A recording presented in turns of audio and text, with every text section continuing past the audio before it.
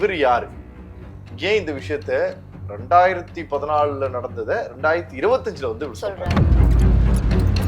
அந்த கோவில் நிர்வாகம் வந்து அப்படிலாம் நீ வந்து இதை விட்டு வெளியெல்லாம் போக முடியாது, இந்த வேலையை தான் செய்யணும். அவர் சொல்றேன், இந்த வேலை வேணா வேற வேலை கொடுக்கும், மர்மம் இருக்கு, நான் இது போவேன், நீ இதை வெளியில சொன்னா உன் கையை காலை வெட்டி உன் உடம்புல உசுறு இல்லாம உன்னை ஆக்கிடுவோம் அப்படின்னு மிரட்டியிருக்காங்க.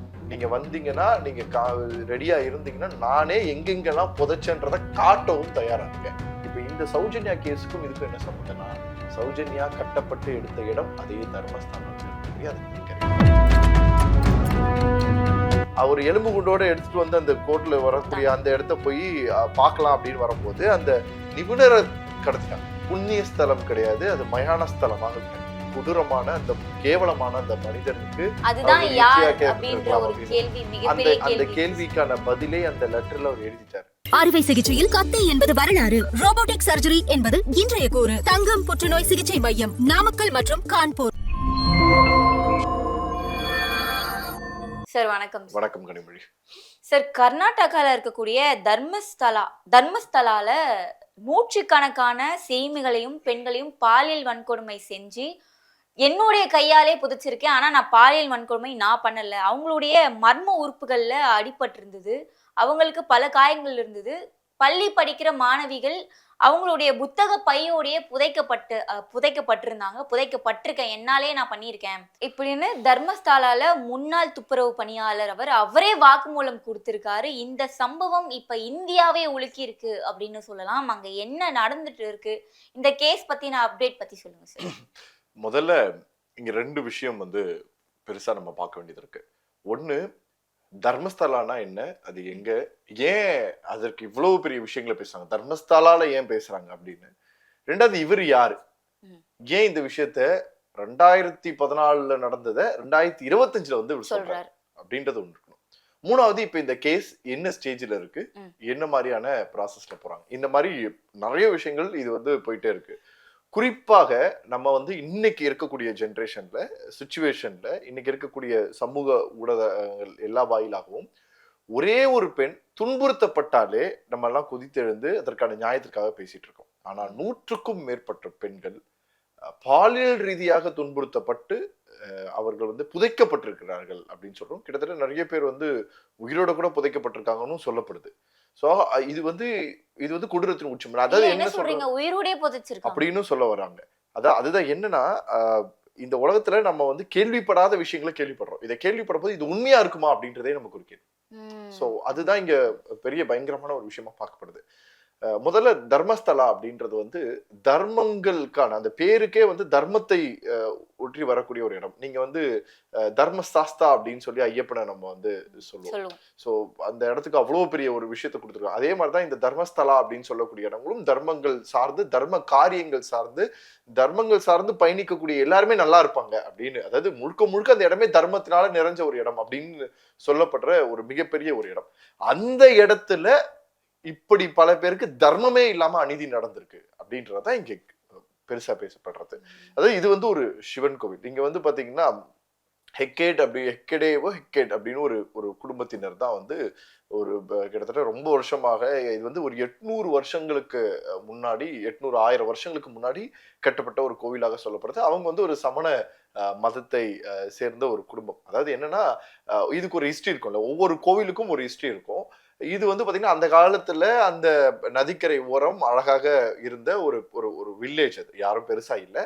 அங்க ஒரு அதாவது சமண மதத்தினை சேர்ந்த அந்த ஹெக்கேட் மற்றும் அவரோட மனைவி 2 பேரும் வாழ்ந்ததாகவும், அவங்க வந்து வரவங்களுக்கு எல்லாருக்குமே சாப்பாடு போடுறது, யாரு வந்தாலுமே நல்லா சாப்பிட்டு போங்க, என்னன்னு உதவின்னு வந்தாலே எடுத்து அப்படியே கொடுத்துறது, அந்த அளவுக்கு ரொம்ப பயங்கரமான ஒரு இடத்துல இருந்தாங்களாம். ஸோ அப்போ ஒரு 4 பேரோ என்னவோ அவங்கள தேடி வந்து சாப்பிட்டுட்டு அதுக்கப்புறம் அந்த வீட்டில் இருக்கும்போது அவங்க சொன்னாங்களாம், இந்த வீடு நல்லா இருக்கு, எங்களுக்கு இங்கேயே இருக்கலாம்னு நினைக்கிறோம், நீங்க வெளியில போயிட முடியுமான்னு அவங்கள பார்த்து கேட்டாங்களாம். அது கேட்டதற்கு அவர்கள் வந்து சரி நீங்களே தாராளமா வச்சுக்கோங்க, ஒன்றும் பிரச்சனை இல்லை அப்படின்னு அந்த கணவனும் மனைவியும் அந்த சமண மதத்தினை சேர்ந்தவர்கள் வெளியில போயிருக்காங்க. ஸோ அதுக்கப்புறமா அந்த 4 பேரை சொன்னாங்களாம், இது வந்து உங்களை சோதனை செய்வதற்காக நடத்தப்பட்ட ஒரு இது நாங்கள் வந்து ஈஸ்வரன் அவர்களுடைய கட்டளையின் பேர்ல, அதாவது சிவபெருமான் அவர்களின் கட்டளை பேர்ல இந்த இடத்துக்கு நாங்க வந்திருந்தோம். உங்களை வந்து சோதித்து பார்க்கணும்னு ஈசனோட கட்டளை. அதனால நாங்க சோதித்து பார்த்தோம். நீங்க வந்து எதையுமே புண்படாம நீங்களே வெளியில போக தயாரா இருந்தீங்க. தர்மத்திற்கு ஒரு எடுத்துக்காட்டா இருந்தீங்க. அதனால இந்த இடத்துல ஒரு புண்ணிய ஸ்தலம் உருவாகும். அந்த புண்ணிய ஸ்தலம் உலகத்தில் இருக்கக்கூடிய எல்லா மனிதர்களுடைய பக்கமும் திரும்பும். தர்மம் சார்ந்து பயணிக்கக்கூடிய மனிதர்கள் அதிகமாக உள்ள வரக்கூடிய இடமா இருக்கும். அந்த இடத்துல நீங்க வந்து ஒரு கோவில் கட்டுவீங்க. ஸோ அதுல ஈஸ்வரனுக்கு ஒரு சன்னதி இருக்கும். பகவதி அம்மன் இருப்பாங்க. தர்ம தேவதைகள், அவங்கதான் தர்ம தேவதைகளாம், வந்தவங்களே தர்ம தேவதைகளாம் அவங்க. அவர்களுக்கு அந்த இடத்துல ஒரு கோவில் இருக்கும். இங்க வரக்கூடிய எல்லாரும் தர்மத்தை செய்வாங்க. அந்த தர்மம் கோவிலுக்கும் கொடுப்பாங்க. கோவில்ல இருந்து வரக்கூடிய அந்த பணம், கோவிலுக்குன்னு வரக்கூடிய பணத்தை நீங்க தான் முழுசா நிர்வகிப்பீங்க. உங்க குடும்பம் தான் நிர்வகிக்கும். அந்த நிர்வகிக்கூடிய பணத்தை வச்சு நிறைய தர்ம காரியங்களை செய்யுங்க அப்படின்னு சொல்லி அப்படி ஆரம்பிச்சதுதான் இதுவா. அப்படி கோவிலாக கொஞ்சம் கொஞ்சமா உருவாக்கப்பட்டு யாரோ ஒருத்தர் வந்து வேலை பார்க்குறவர் அங்க இருந்தாரு. ஐயன் சம்திங் ஏதோ பேர் சொன்னாங்க. அவங்க வந்து அவர்கிட்ட வந்து இவர் கேட்டாரா, ஏதாவது சிவன் இருந்தா, சிவன் சிலை இருந்தா சிவனை கும்பிடணும் வழிபடணும்னு சொல்லும்போது அவர் வந்து திடீர்னு காலையில பார்த்தா ஒரு சிவன் சிலையை அங்க எடுத்துட்டு வந்து வச்சிருக்காரு. வச்சவர் அதுக்கப்புறம் காணாம போயிட்டாராம். அவர் வந்து என்ன ஆனாரு ஏதுன்னே தெரியலையா, ரொம்ப நாளா தேடி இருந்தாங்களா. அதுக்கப்புறமா அந்த இடத்துல கோவில் கட்டியிருக்காங்க. அதுக்கப்புறம் அந்த ஊரே வந்து அவரும் ஒரு தெய்வமாக ஏதோ நினைச்சு அந்த ஊரோட எல்லை சாமி மாதிரி அவரை வந்து பிரதிஷ்டை பண்றது.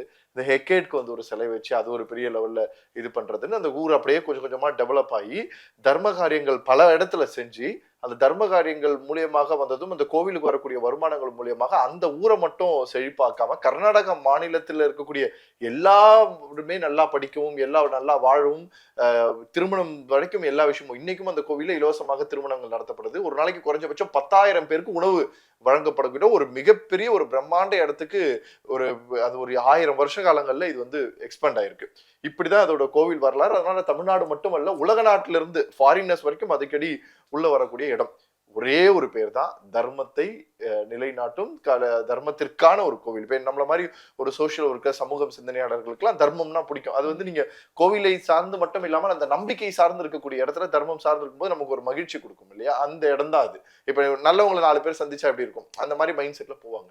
ஆனா அந்த மாதிரி இருக்கக்கூடிய ஒரு ஸ்தலத்துல ஒரு மனிதன் ஒரு கிட்டத்தட்ட 9 வருஷமா காணாம போன ஒரு மனுஷன், 9 வருஷமா எங்க இருக்காருன்னே தெரியாத ஒரு மனுஷன் திடீர்னு ஒரு எலும்பு இதுவோட முகத்தெல்லாம் மூடிக்கிட்டு கோட்குள்ள வந்து அந்த தன்னுடைய இடத்த சொல்றாரு.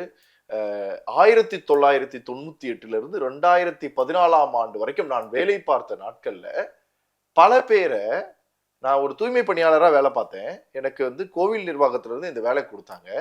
பல பேர் வந்து நான் வந்து புதைக்கக்கூடிய வேலையை செஞ்சேன் அப்படின்னு சொல்றாரு. அவர் புதைத்தோட கவுண்ட் தான் அந்த 100 பேர்னு அவர் சொல்றாரு. அவர் ஒருத்தரால மட்டும் சொல்லப்படுற அந்த பேர். அப்ப அந்த 100 பேரையும் ஏன் புதைக்கணும் அப்படின்னு நான் கேட்கும்போது, இந்த ஆத்துல அடிச்சுக்கிட்டு வந்து நதி வழியாக நிறைய பிணங்கள் வந்து விழுது. அவர்களை எல்லாம் நல்லடக்கம் செய்ய வேண்டியதும் கோவிலோட நம்ம கடமை. ஒரு ஆதரவற்றவர்களை நல்லடக்கம் செய்வது சமூக சார்ந்து பயணிக்கக்கூடிய மனிதர்களுடைய கடமை. ஸோ அந்த மாதிரி வந்து தர்மஸ்தலாவும் வந்து அந்த கடமையை ஏத்து பண்ணுது. அதை நீங்க வந்து பண்ணீங்கன்னா உங்களுக்கும் புண்ணியம். இவர் புண்ணியம் மாதிரி நினைச்சு அதை செஞ்சிருக்காரு. ஆனா அதை செய்யும் போதெல்லாம் நிறைய சிறுமிகள் ஆடைகள் இல்லாம, நிறைய இது இல்லாம ரொம்ப மோசமான பாதிக்கப்பட்டதெல்லாம் வரும்போது அவர் என்ன நினைக்கிறாருன்னா, ஆமால நம்ம வந்து கோவிலுக்காக செய்யறோம், ஏதோ ஒரு இடத்துல ஏதோ ஒரு பொண்ணு எங்கேயோ பாவம் அடிச்சு கிடிச்சு ட்ரெஸ் எல்லாம் கிழிச்சு உடம்பெல்லாம் காயம் ஏற்பட்டு வந்திருக்கு, அவங்க அப்பாவா அம்மாவா இருந்து நம்ம செய்வோம்னு அவரும் அதை ஆத்மாத்மா செய்யறாரு. ஒரு டைமுக்கு அப்புறமா அவருக்கு அதற்கு மேல வந்து ஒரு சரியா தோணலை, இது சரியா இருக்கும்னு தோணலன்னோடனே அந்த கோவில் நிர்வாகத்தோட பேசுறாரு. அந்த கோவில் நிர்வாகம் வந்து அப்படிலாம் நீ வந்து இதை வச்சு வெளியெல்லாம் போக முடியாது, இந்த வேலையை தான் செய்யணும். அவர் சொல்ற இந்த வேலை வேணா வேற வேலை கொடுங்க அப்படின்றது. அதெல்லாம் முடியாது, முடிஞ்சா நீ இந்த வேலை தான் செய்யணும், இல்லைன்னா நான் வந்து இது எனக்கு மர்மம் இருக்கு, நான் இது நீ இதை வெளியில சொன்னா உன் கையை காலை வெட்டி உன் உடம்புல உசுறு இல்லாம உன்னை ஆக்கிடுவோம் அப்படின்னு மிரட்டியிருக்காங்க. அப்ப யார் மிரட்டி இருக்காங்க. மிரட்டின உடனே இவருக்கு பயம் வந்துருச்சு. இவர் என்ன பண்ணிடுறாரு, ஓடிடுறாரு, தலைமறைவாயிடுறாரு. இருந்தா உசுறு போயிடும், தலைமறைவாயிடுறாரு. சரி, இதை பத்தி வெளியில பேசினாலும் நம்மள இது பண்ணிடுவாங்க அப்படின்னு இருக்காரு. சரியா ஒரு கிட்டத்தட்ட அந்த 2018 அப்புறமா பாத்தீங்கன்னா அவர் வந்து கொஞ்சம் வருஷங்கள் கழிச்சு அவரோட குடும்பத்துல இருந்து ஒரு சிறுமி மாயமாக காணாம போறாங்க. அப்ப அவருக்கு தெரிஞ்சிருச்சு இந்த ஊர்ல இந்த இடத்துல நடக்கிறது தான். ஏன்னா அவருக்கு கொஞ்சம் கொஞ்சமா இன்சிடென்ட் வர்றதுக்கான காரணம், நிறைய இன்சிடென்ட் நடந்திருக்கு, அதையும் நம்ம பேசுவோம். அப்ப அந்த பொண்ணு என் குடும்பத்திலேயே ஒரு விஷயம் நடக்கும்போது இதற்கப்புறமும் நம்ம சரியா இருந்தோம், இப்படியே அமைதியா இருந்தோம்னா அங்க இருக்கக்கூடிய எந்த ஆன்மாவும் வந்து நிம்மதியாக இருக்காது, எந்த குழந்தைகளுக்கும் எந்த உசுர்களுக்குமே இது கிடைக்காம போயிடும் அப்படின்னு ஒரு முடிவு எடுக்கிறாரு. முடிவு எடுத்துட்டு அவர் உள்ள வந்து இந்த கேஸை வந்து ஓபன் பண்றாரு. ஓபன் பண்ணும் போதே இது ரொம்ப ரொம்ப செக்யூர்டா இருக்கும், என் உசுருக்கு ரொம்ப ஆபத்து இருக்குன்றதா அந்த இது எல்லாத்தையுமே ரெடி பண்ணி சமர்ப்பிக்கவே செய்யறாரு. இந்த மாதிரி வந்து என் கையாலேயே பண்ணியிருக்கேன், நீங்க வந்தீங்கன்னா நீங்க ரெடியா இருந்தீங்கன்னா நானே எங்கெங்கெல்லாம் புதைச்சன்றதை காட்டவும் தயாரா இருக்கேன் அப்படின்னு ஆரம்பிக்கிறாரு. இது ரொம்ப சென்சேஷனான நியூஸ். உள்ளுக்குள்ள இருக்க வேண்டியது ஸ்ப்ரெட் ஆயிடுது. ஸ்ப்ரெட் ஆன உடனே உசுருக்கு பெரிய ஒரு பயம் வருதுன்றது அவருக்கு தெரிய ஆரம்பிக்குது. இன்னும் பெரிய அட்டென்ஷன்ல போறாரு. நிறைய விஷயங்களை செஞ்சிருக்காரு. என்ன பண்ணிட்டாருன்னா இப்ப கூட அவருக்கு தெரிஞ்சிருச்சு என் உசுரை எடுத்துருவாங்க. அதனால அவர் என்ன பண்ணிட்டாரு, ஒரு லெட்டர்ல சுப்ரீம் கோர்ட்ல இருக்கக்கூடிய ஒரு லாயருக்கு அங்க இருக்கக்கூடிய இடத்துல ஒரு இதுல இது என்னெல்லாம் நடந்துச்சு, இது என்னுடைய வாக்குமூலம், இது யார் காரணமாக இருப்பார்கள் அப்படின்றதையும் குறிப்பிட்டு அந்த லெட்டர் இது பண்ணிட்டார். இப்ப இவருக்கு ஏதாவது ஆச்சுன்னா கூட அந்த லெட்டரை வச்சு அந்த கேஸ் நடந்துடும். பெரிய அந்த அளவுக்கு ஒரு மனுஷன் யோசிக்கிறாருன்னா பாருங்க. அந்த லெட்டரையே மாத்த முடியும்ல சார் அவங்க நினைச்சா? மாத்த முடியும். ஆனா இந்த கேஸ் இப்ப அவர் ஒரு விஷயத்தை யோசிச்சார்ல, வெளியில தெரிஞ்சிட கூடாதுன்றதுல பயந்தார்ல. ஏன் பயந்தாருன்னா சாட்சியங்கள் கலைக்கப்படும், அந்த இடத்துல அந்த தடயங்கள் அழிக்கப்படும். அப்படி ஒண்ணு நடந்ததே வந்து அங்க இருக்கக்கூடியவங்களும் உஷாராயிடுவாங்க. தப்பு பண்றவனுக்கு தப்பு பண்றதை கண்டுபிடிச்சிட்டாங்கன்னு தெரிஞ்சா உஷாராயிடுவாங்கல்ல. அதற்காக அவர் நினைச்சாரு. ஆனா அதை விட ஒரு பெரிய சக்தி இருக்கு. அவர் தெரிஞ்சோ தெரியாமலோ லீக் ஆன இந்த இன்ஃபர்மேஷன் இந்தியாவின் வைரல் விஷயமாக பேசப்பட்டு இன்னைக்கு நீங்க நானு இதை பார்க்கக்கூடிய ஒருத்தரும் குரல் கொடுக்கக்கூடிய இடத்துக்கு மாத்தி விட்டுருச்சு. அதனால என்ன ஆனாலுமே இந்த கேஸை மாத்தியோ க்ளோஸ் பண்ணியோ பண்ண முடியாது. ஏன்னா இங்க பெரிய ஒரு சதி நடந்திருக்கிறதுன்றது நமக்கு தெரிய வருது. ஒவ்வொருத்தரோட ஏன்னா நீங்க இதுக்கு வந்து ஆரம்ப கட்டங்களாகவே பாத்தீங்கன்னா 2003லயே வந்து பாத்தீங்கன்னா ஒரு MBBS படிக்கக்கூடிய ஃபர்ஸ்ட் இயர் படிக்கக்கூடிய அந்த பொண்ணு காணாம போனாங்க. அவங்க அம்மா இத்தனைக்கும் CBI சுஜாதான்னு நினைக்கிற பேரு. அவங்க வந்து என்கொயரி அந்த இடத்துல வந்து கேட்கும்போது அவர்களையே மிரட்டி அவர்களையே வந்து ரொம்ப மோசமான நிலைமைக்கு ஆக்கி அவங்கள வந்து பேச விடாத மாதிரி இது பண்ணிருக்காங்க. அந்த அளவுக்கு இவங்க வந்து தாக்கி இருக்காங்கன்னு சொல்றாங்க. இன்னும் முழுசா தெரியல.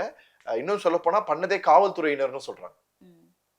காவல்துறையினர் முழுக்க காவல்துறையினர் இறங்கி CBIல இருக்கக்கூடிய சென்ட்ரல் கவர்மெண்ட்ல இருக்கக்கூடிய ஒரு அதிகாரியே இது நடத்திருக்கு. இதுவும் பெருசா பேசப்படாம கடந்து போயிடுச்சு. நடுவுல நம்ம எல்லாருமே ஒரு கேஸ் பத்தி ரொம்ப பயங்கரமா பேசணும். கிட்டத்தட்ட 8 வருஷங்களுக்கு முன்னாடி மறைந்து போன ஒரு செய்தி தான் சௌஜன்யா அப்படின்னு, ஜஸ்டிஸ் ஃபார் சௌஜன்யா அப்படின்னு நம்ம வந்து பயங்கரமா பேசியிருந்தோம். ஏன்னா அந்த பொண்ணு வந்து காணாம போய் அதற்கு ஒரு மிகப்பெரிய எல்லா மக்கள் கிட்ட இருந்து ஒரு கொதித்தெழுந்து ஒரு பெரிய பிரளயமாக வெடித்து அதுல இருந்து அந்த பெண்ணை மீட்டெடுக்கிறாங்க. உசுறு இல்லாம 2 கைகளும் கட்டப்பட்ட நிலையில அந்த பெண் எடுக்கிறாங்க. அது ஒரு பெரிய கேஸா வைரல் ஆச்சு. என்னடா ஆச்சு அந்த பொண்ணுக்கு, எப்படி இப்படி ஆச்சு, அந்த பொண்ணுக்கு இவ்வளவு பாதிப்புகள் ஏற்பட்டுச்சுன்னு ஒவ்வொருத்தரும் குரல் கொடுத்தாங்க. நிறைய ப்ரொட்டஸ்ட் நடந்தது, நிறைய விஷயங்கள் நடந்தது. அப்படியே அதுவும் வந்து பாத்தீங்கன்னா கடந்து போயிடுச்சு. இப்ப இந்த சௌஜன்யா கேஸுக்கும் இதுக்கும் என்ன சம்பந்தம்னா, சௌஜன்யா கட்டப்பட்டு எடுத்த இடம் அதே தர்மஸ்தலாவில் இருக்கக்கூடிய அந்த நதிக்கரை புறங்கள். சோ இப்ப இங்க இந்த ரிலேட்லாம் நீங்க அந்த தூய்மை பணியாளர் பாக்குறாரு. 2003 நடக்கிறது, 98ல இருந்து அவர் இருக்காரு, இந்த இது நடக்குது. அப்பயே தெரிய ஆரம்பிக்குது இது எல்லாமே கண்டினியூஸா இந்த இடத்தை சார்ந்துதான் நடந்துட்டு இருக்கு. அப்ப யாரோ அந்த இடத்துல இருக்கக்கூடிய ஒரு முக்கிய புள்ளியாக இருக்கக்கூடியவர் இதை செய்யறாரு அப்படின்றது விஷயங்கள் தெரியுது. இவ்வளவு நாளா ஏன் சார் வெளியே வரல? ஏதோ ஒரு ஓட்டையால கூட வெளியே வரல. இவங்க சொல்றது எல்லாமே வந்து அந்த நீங்க யோசிச்சு பாருங்க, 100ன்றது இவர் சொல்றது. ஆக்சுவலி ஒரு ரிப்போர்ட் எடுத்தீங்கன்னா 4000 பேர்களுக்கு மேலன்னு சொல்றாங்க. அப்பா 4000 பேர், 4000 பேர் கூட இருக்கலாம்னு சொல்றாங்க. இதுல அதிக அளவு சிறுமிகள் பாதிக்கப்படுறது. என்ன விஷயம்னா, பெண் பிள்ளைகள்ல நீங்க எடுத்துக்கிட்டீங்கன்னா இந்த ஊர்ல கிராமத்துல எல்லாம் இருக்கக்கூடிய ஒரு சின்ன விஷயம் தான். இன்னைக்கும் காதல் திருமணம் பண்றாங்கன்னு வச்சுக்கோங்க, உடனே ஆணவ படுகொலை பண்றது, இல்லைன்னா செத்து போயிடணும்னு நினைச்சிடுறது. தான் புள்ளனே பார்க்காம புள்ளைய விட அவங்களோட கௌரவம் ரொம்ப முக்கியம். இன்னைக்கும் நிறைய பேர் இருக்காங்க.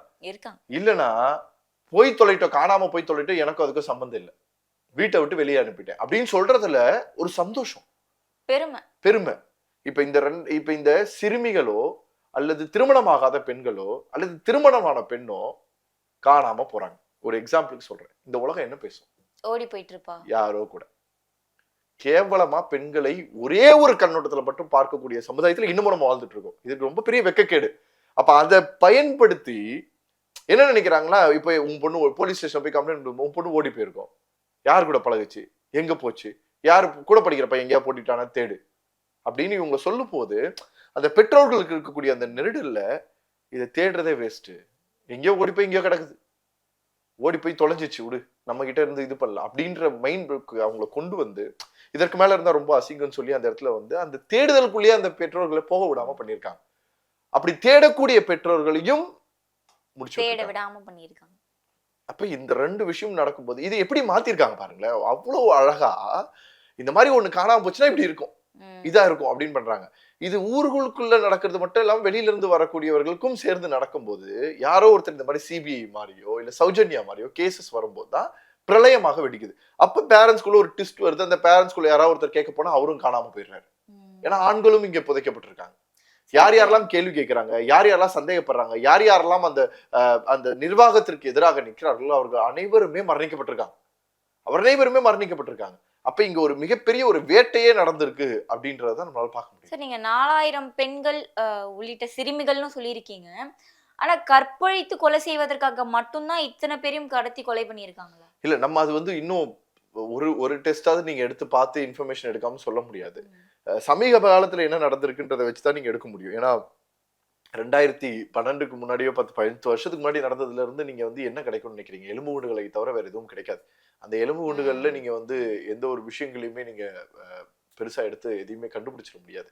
அதுதான் இந்த கேஸுக்கு மிகப்பெரிய அவந்து ஆப்போசிட் சைட்ல இருக்கவங்களுக்கு பலமாகவும் நின்று நிக்குது. இதை எப்படி அதை சால்வ் பண்ண போறாங்க, இதுல எத்தனை மிஸ்டேக்ஸ் இருக்கு, எத்தனை குடும்பத்துல இருந்து வாண்டடா வந்து இனிமே கம்ப்ளைண்ட் கொடுக்க போறாங்க. இப்ப வந்து பெற்றோர்கள் அனைவருமே பேச ஆரம்பிச்சிருக்காங்க. என் பிள்ளையோட அந்த எலும்பு குண்டியாவது எனக்கு கொடுங்க, யாரும் என் பிள்ளையோட எலும்பு குண்டியாவது கண்டுபிடிச்சு கொடுத்தீங்கன்னா எங்களுடைய ஃபைனல் ட்ரிபியூட்டியாவது நாங்க பண்றோம் அப்படின்னு அந்த பெற்றோர்களோட வலியும் வேதனையும் இப்ப மொத்தமாகவே அந்த கோயிலுக்கு ஆப்போசிட்டா திரும்பி இருக்கு. இப்பதான் அதோட அந்த பிரளயம் வெடிக்க ஆரம்பிச்சிருக்கு. இந்த பிரளயம் வெடிக்க ஆரம்பிச்சு இது வந்து மிகப்பெரிய விசாரணை கட்டத்துக்குள்ள வரணும்ன்றது இவ்வளோ பெரிய கேஸ். எத்தனை போலீஸ் அதிகாரி விசாரிச்சாங்க தெரியுமா? ஒரே ஒரு எஸ்ஐ. இவ்வளவு பேர் பேசக்கூடிய விஷயம் ஒரே ஒரு எஸ்ஐ. இது இன்னைக்கு ஊடகங்கள் வழியாகவும் நம்மளை மாதிரி யூடியூபர்ஸ் மூலியமாகவும் செய்திகள் மூலமாகவும் உலக மக்கள் அனைவருக்கும் தெரிந்ததன் விளைவு இன்னைக்கு டிஜிபி ரேங்கிங்ல இருக்கக்கூடியவங்களுக்கு எஸ்ஐடி டீமை போட்டு அதுக்குள்ள வந்து ஆபீசர்ஸ் போட்டு ஒருத்தராவது ஒரு அதிகாரி, மெயின் அதிகாரியை கொண்டு வர நினைச்சாங்க. கிட்டத்தட்ட 5க்கும் மேற்பட்ட மாநிலம் சார்ந்த உயர் அதிகாரிகளை உள்ள கொண்டு வந்து நேரடியாக DGP, head of police force, HOPFன்னு சொல்லுவோம், அவர்களை எல்லாம் உள்ள கொண்டு வந்து இப்ப இந்த கேஸை வந்து ஆரம்பிச்சிருக்காங்க. இதுல இன்னொரு இது என்னன்னா, அவர் எலும்பு குண்டோட எடுத்துட்டு வந்து அந்த கோர்ட்ல வரக்கூடிய அந்த இடத்த போய் பார்க்கலாம் அப்படின்னு வரும்போது அந்த நிபுணரை கடத்திட்டாங்க. அவரும் காணும். அவங்க வரக்கூடிய இடத்துல இவங்க எல்லாம் வெயிட் பண்றாங்க, அதிகாரிகள் வெயிட் பண்றாங்க, அவங்க வரவே இல்லை. எங்கன்னு பார்த்தா இந்த இடத்த தேடி கண்டுபிடிச்சு அது யாருன்னு பார்க்கக்கூடிய அந்த இதுல இருக்கக்கூடியவங்க ஆர்டர் போடுறாங்களா, அவங்களையும் காணும். ஒவ்வொரு இடமும் தெரிஞ்சே ரிவீல் பண்ணக்கூடிய அளவுக்கு ஒரு மிகப்பெரிய ஒரு இடம் தான் அந்த இடமா இப்ப மாறி. எனக்கு தெரிஞ்சு வந்து புண்ணிய ஸ்தலம் கிடையாது, அது மயான ஸ்தலமாக கிடக்குது. நிச்சயமா சார், அங்க நரபலி நடந்திருக்கிறதுக்கான வாய்ப்பும் மிக அதிக அளவுல இருக்கு அப்படின்னு சொல்லப்படுறது. அங்க வாய்ப்பு இருக்கா நரபலி கொடுக்கறதுக்கு? இல்ல, அதை தடயங்கள் வகையாக சொல்லப்படல. இப்ப எல்லாருமே பேசுறதுதான் சொல்றாங்க. நீ வந்து என்ன சொல்றாங்க, அந்த இதை வந்து குழந்தைங்களை வந்து நரபலி கொடுத்து அந்த இதுக்கு இது பண்ணாங்க, அப்படி பண்ணாங்க, இப்படி பண்ணாங்கன்னு பல இது. அதான் நம்ம பேசணும்னு நினைச்சோன்னா தொடர்ந்து நிறைய விஷயங்களை சொல்லிக்கிட்டே இருக்கலாம். ஆனால் இறந்த எந்த மனிதர்களையும் நம்ம கொச்சப்படுத்த விரும்பல. சரியான ஆதாரம் இருக்கணும். என்ன வேணாலும் நடந்திருக்கலாம் இல்லையா? நரபலி நடந்திருக்கலாம், பாலியல் வன்கொடுமைகள் நடந்திருக்கலாம், அந்த கோவிலுக்கு எதிர்த்து அநீதியாக கேள்வி கேட்டிருக்கலாம், அந்த கோவில் நடந்த தப்புகளை அவங்க வந்து தண்டிச்சு கேள்வி கேட்டிருக்கலாம், அல்லது அவங்களுக்கு விஷயம் தெரிஞ்சிருக்கலாம், அல்லது வந்து அங்க இருக்கக்கூடிய யாரோ ஒரு காமுகன், ஒரு கொடூரமான அந்த கேவலமான அந்த மனிதனுக்கு அந்த கேள்விக்கான பதிலே அந்த லெட்டர்ல அவர் எழுதிட்டாரு. இருந்தாலும் அது சரியாக அரசாங்கத்தில் இருந்து அது வெளியில வரணும்ன்றதுனால அது ரிட்டர்ன்ல இருக்கு. இந்த விஷயங்களுக்கான பதில் கிடைச்சதுன்னா நம்ம வந்து திருவள்ளூரோட இப்ப நடந்த கேஸ் பத்தி பேசணும் பாத்தீங்களா? அவன் இல்ல, இந்த மாதிரி மனுஷங்களை எல்லாம் இந்த உலகத்துல உசுரை விடவே வாழ விடக்கூடாது.